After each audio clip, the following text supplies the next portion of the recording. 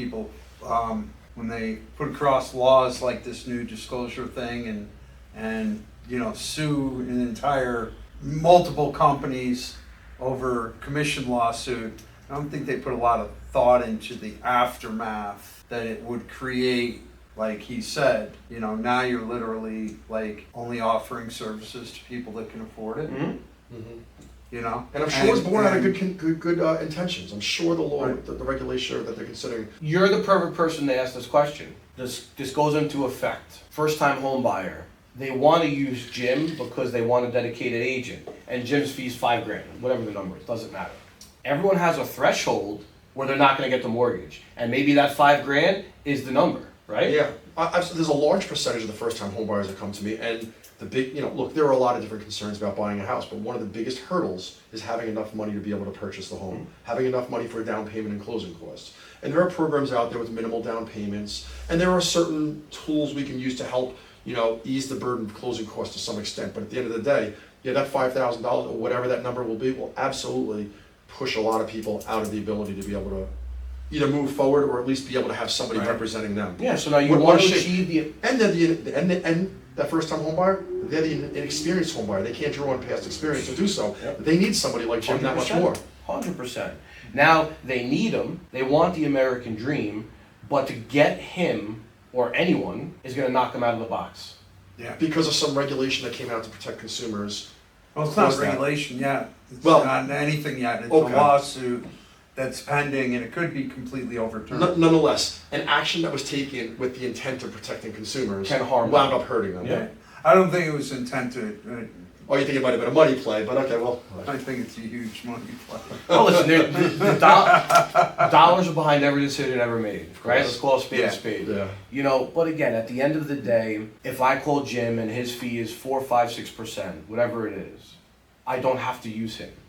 Right. I can go find some discount broker who's going to do a lot less work than Jim. And listen, this is the other thing that I think people don't understand and talk about enough is, let's say Jim gets $10,000 on the commission.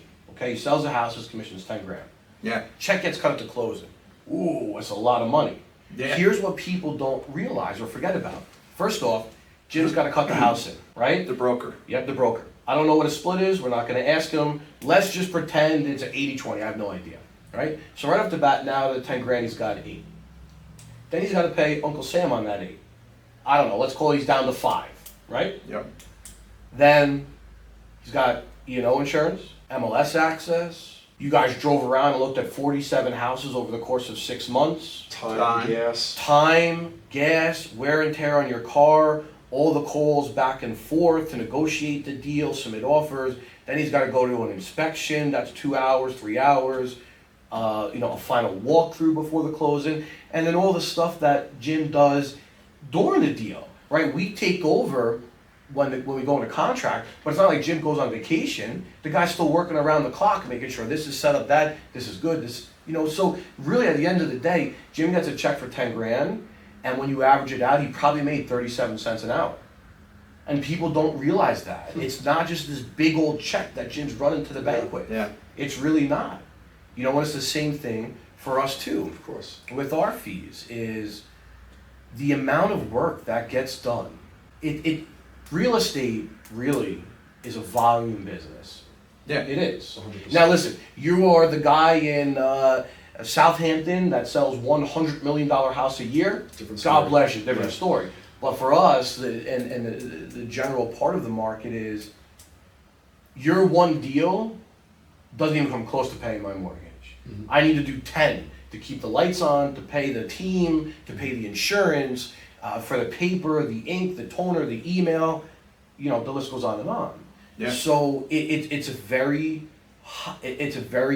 highly intellectual position, career. You don't go to the neurosurgeon. Now I know real estate agents aren't neurosurgeons, the doctors aren't neurosurgeons. I get all that, trust me. But you don't go to the neurosurgeon and say, well, yeah, man, you're worth $3 an hour. Right. You just don't. We just brought one of our dogs, to the Long Island Ophthalmology Clinic. Lives? In Holbrook. Oh no, okay, yeah. Right. She scratched her cornea somehow, I think it was like $1,200 to repair it. No questions asked, Yeah. right? Dog needs, like, you don't, Did you ask them how they split that money up? right. Like, it was How much like, did you pay the receptionist? it's like, here's my card, just make sure my dog doesn't lose her eye. There's no questions. But then when it comes to like a huge transaction, most of the population, it's the largest transaction you're ever gonna do.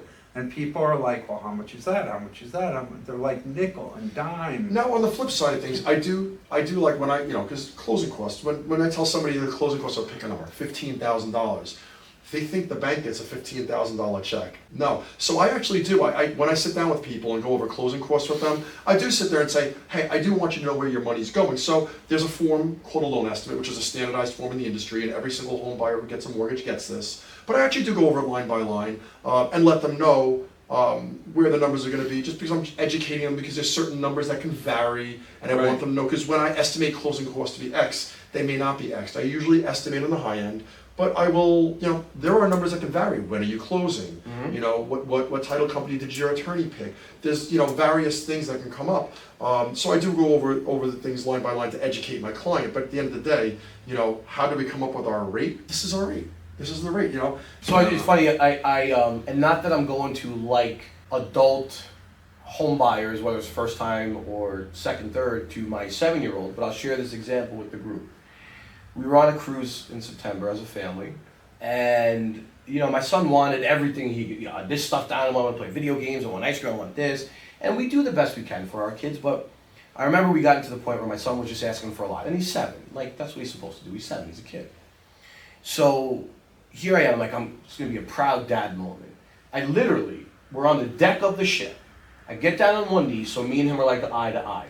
And I just have this heartfelt conversation with my son saying, hey G, like, mommy and daddy love you, we will do everything we can for you, but there's not unlimited resources, right? There are going to be no's. And we have this whole conversation. Now, I know he doesn't fully grasp it. Like, he doesn't grasp mommy and daddy go to work and we make X, and we have expenses, and then there's pleasure, right? And literally after I have this like whole proud dad moment, like I think I got through to him, he gets it, he literally goes to me, can we go to the arcade? Right? Now, the reason I tell that story is not to like my 7-year-old home buyers, it's he doesn't understand a big picture. Yeah. And buyers, sellers, whoever, also, they're not in the business, and I did it when I bought my first house, right? Don't always understand the big picture as well, and the cost and this and that and where everything goes. So this is the cost. Either you're good with it or you're not. And not that it's like a hardline position type of thing, but it really boils back to this is the cost because of I need to pay for a cup, a cap, the sugar, the milk, the electricity in my convenience store, my employees, their 401k, the insurance, the this, that, and the next. And then also imagine at the end of the day you make a little profit because we're trying to make a living. God forbid. And which everybody's trying to, Yeah. Yeah.